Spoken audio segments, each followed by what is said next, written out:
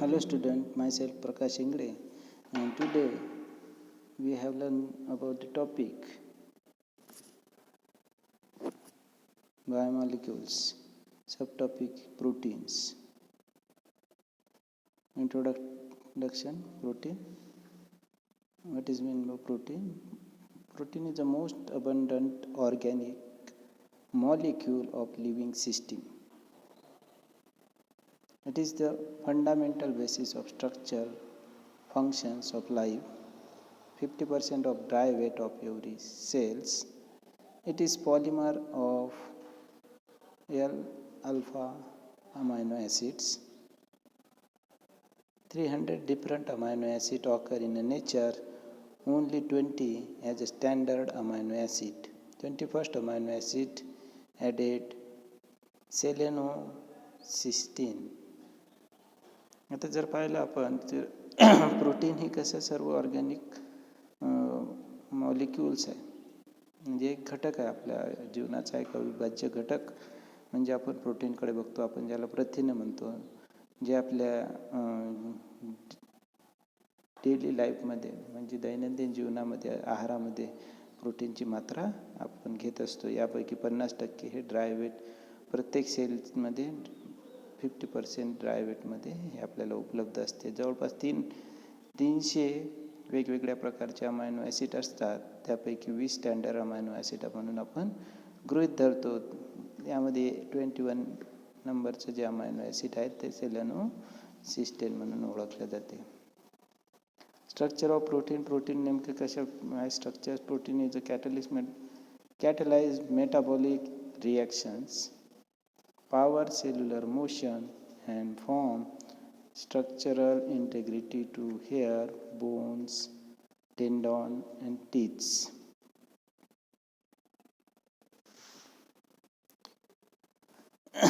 याला प्रोटीन काय करते की आपले जे हेअर्स आहे, बोन्स आहे, टेंडॉन्स असेल किंवा टीथ असेल, याला काय करते? मेटाबॉलिक पॉवर रिॲक्शन करते आणि पॉवर जनरेट करते सेलला. Human protein therefore is reflect the sophistication of diversity in the biologist roles. Therefore, maturation of newly synthesized polypeptide into a biological functional program. Proteins requires folding into a specific three-dimensional arrangement of conformation. Properties of protein काय? Protein जे 4 property याचे एक solubility, एक दुसरा molecular weight, तिसरा shape and acidic and basic. Solubility काय आहे बघा? Solubility in the form of colloidal structure instead of true solution in water, large size of protein. Molecular weight depend on the number of amino acid. किती number of amino acid आहे त्यावर प्रोटीनचं weight depend करते. Shapes, there is a wide variety of in shape. Glandular, आता वेगवेगळे म्हणजे इन्शुलिनमध्ये ते ग्लँड्युलर असते, अल्ब्युमिनमध्ये ओव्हल असते, फायब्रसमध्ये ते फायब्रिनोजन इलॉंगेटेड असते. फायब्रिनोजनमध्ये फायब्रस किंवा इलॉंगेटेड स्ट्रक्चर ते असते. Acidic and basic depend on ratio of lysine and arginine clot per aspirin. Ratio greater than 1 is basic, vice versa. याचा रेशो वेगवेगळा असते. Characteristic of protein. They are most complex and most diverse chemical composition conferring upon the different tissues. Protein molecule contain element of carbon, hydrogen, oxygen, nitrogen, sulfur, and phosphorus together with the traces and FeCl, Mn, and Z.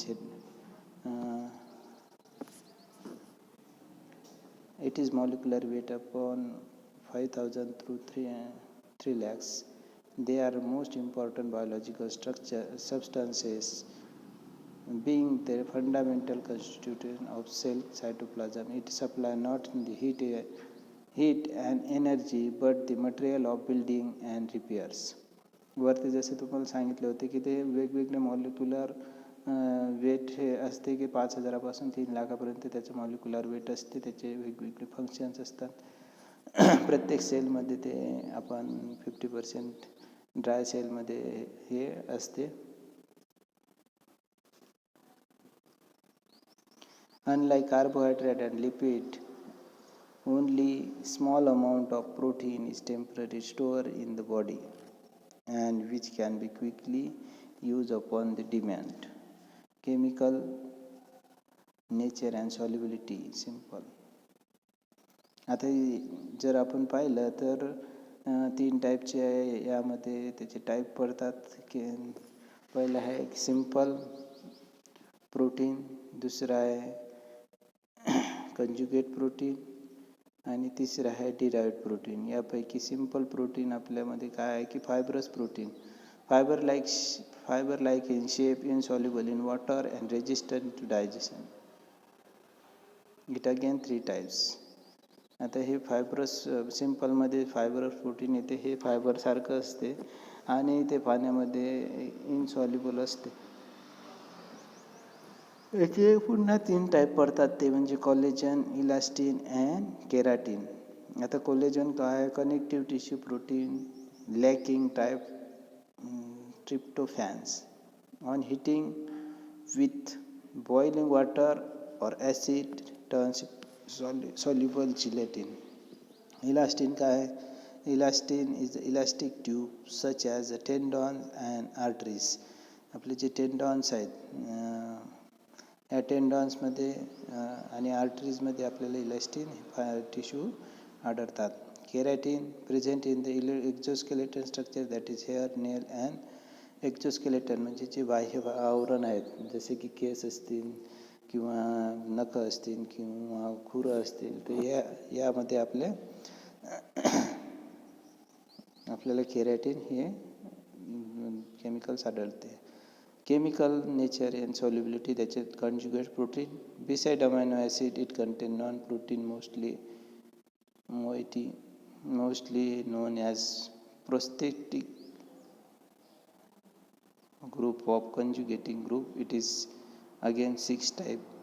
आता conjugate प्रोटीनचे पुन्हा 6 type पडलेले आहे. न्यूक्लिओप्रोटीन, glycoprotein, lipoprotein, हे वेगवेगळे प्रकार आहेत त्याच्यामध्ये न्यूक्लिक ॲसिड, न्यूक्लिओप्रोटीनमध्ये न्यूक्लिक ॲसिड, DNA, RNA असेल. ग्लायकोप्रोटीनमध्ये कार्बोहायड्रेट लेस दॅन 4% असेल and exceed 4%, it called mucoprotein. जर का 4% जास्त जर असेल त्याला म्युकोप्रोटीन. म्युकॉन्स म्हणजे सलायवा म्हणजे आपले लाळ जे असते.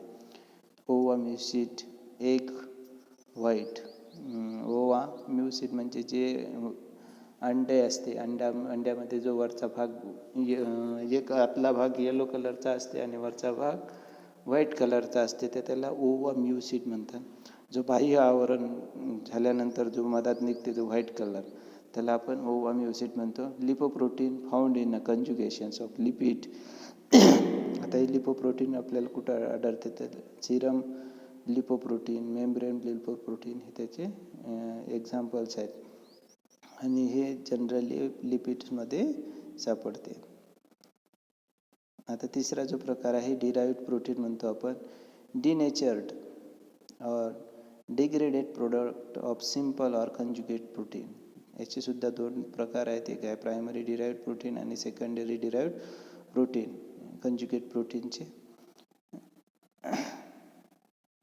आता conjugated protein generally denatured protein produce by agent such as. आता कोणत्या एजंटमधून हे कंजुगेट प्रोटीन प्रोड्यूस होते, तर हीट असेल, ॲसिड असेल किंवा अल्कलीज असेल, यापासून हे कंजुगेट प्रोटीन बनते. दुसरा आहे proteins. Earliest product of protein hydrolysis by enzymes, dilute acid, alkalies etcetera. It is insoluble in water. मेरा protein then. Second stage of protein hydrolysis obtained to the treatment with slightly stronger acid and alkalis. Secondary derived protein. याचे first कोणतं बघितलं, primary derived protein. Secondary derived प्रोटीनमध्ये काय आहे, progressive hydrolytic product of protein hydrolysis, that is proteoses, peptones, polypeptides and peptides हे secondary derived प्रोटीनमध्ये मोडल्या जातात. आता इम्पॉर्टन्स काय आहे याचा प्रोटीनचा नेमका, तर न्यूट्रिशनल रोल म्हणजे आपल्या दैनंदिन जीवनामध्ये जे न्यूट्रिशन घेतो, provide the body of essential amino acid, nitrogen and sulphurs. आपल्या या बॉडीमध्ये जे इसेन्शियल अमायनो ॲसिड असतात, हे अमायनो ॲसिड आपल्या न्यूट्रिशनचा रोल प्रोव्हाइड करतात. त्यामध्ये नायट्रोजन आणि सल्फर असते. Catalytic role, second role, all enzymes are proteins in the natures.